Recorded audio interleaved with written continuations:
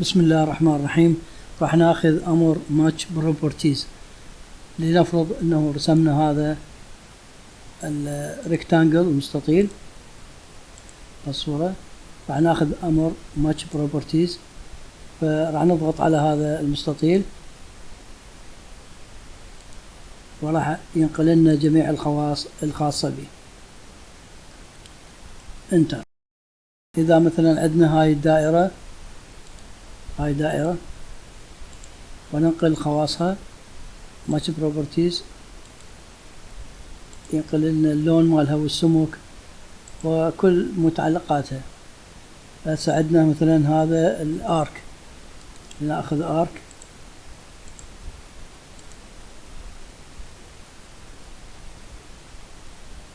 ماتش بروبرتيز، ناخذ هذا اللون الازرق اللي هنا والصورة هاي.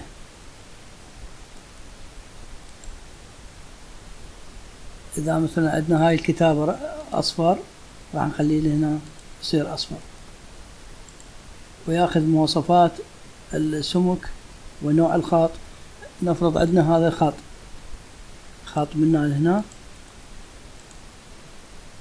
ماتش بروبرتيز، ناخذ هذا الخط المنقط الهيدن لاين، راح يتحول اللون ماله والشكل.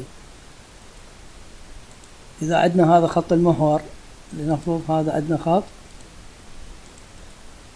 خط سنتر، نضغط عليه ويتحول لنا الى خط سنتر. هذا كل الامر، والسلام عليكم ورحمة الله وبركاته.